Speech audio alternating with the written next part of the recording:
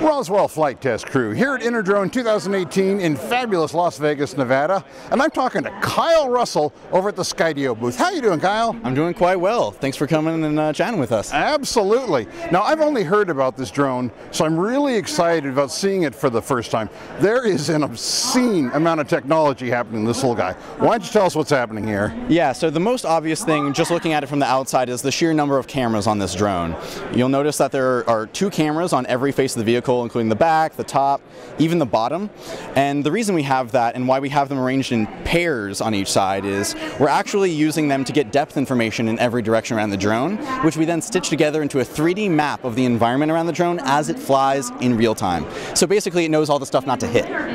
Now that's extraordinary, but I mean that must take a huge amount of processing power. Yeah, that's right. So we're running an NVIDIA GPU, the TX1. It's actually very similar to what you'd find in a self-driving car. The systems that NVIDIA sells for car makers are 2 of this chip. In addition to making that 3D map, we're also able to run neural networks that recognize people around the drone, can visually tell the difference between them, and then once, using our app, you've selected the person to film, it can predict their movement 4 seconds into the future and generate a flight path that will film them without hitting things. That's just crazy. Now let me ask you, because I know one problem with machine vision systems is that like the distance between 2 cameras is critical, and you've got a lot of cameras out on this relatively narrow band. How do you keep the cameras from getting knocked out of alignment? Yeah, so that's where the choice of materials is really important for Skydio R1. So these wings are not plastic, they're actually carbon fiber. That's actually very functional. It allows for extreme rigidity, which means that these cameras are always where we expect them to be and they're always pointed exactly where we think they should be. And so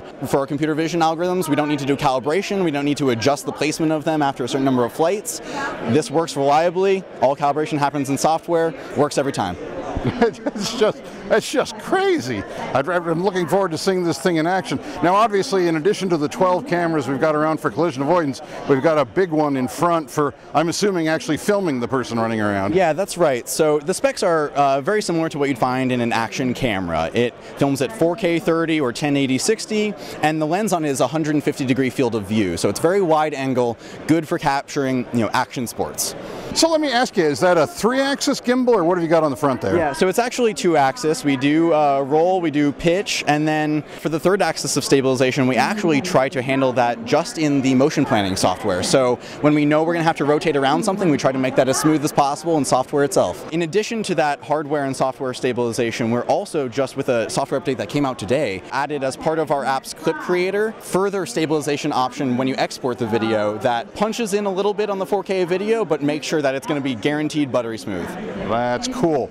So battery powered, I assume, and what's the flight time? Yeah, so this is a lithium polymer battery. It's basically like 3 smartphone batteries in one pack. That gives you about 16 minutes of flight time per full charge. Pretty cool.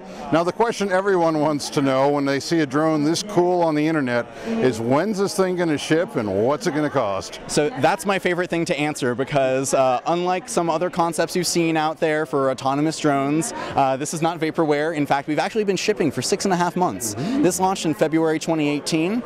You can buy it on Skydio.com. It initially launched at $2,500, and actually today we dropped the price to $2,000.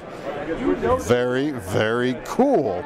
Well, Kyle, thank you so much. It's one heck of a drone. Yeah, no, thanks for having me. Clearly, I love talking about it. I can tell. All right, thanks, Kyle. Yeah, of course. And from Interdrone 2018, this is the Roswell Flight Test Crew, signing off. Thanks, Kyle.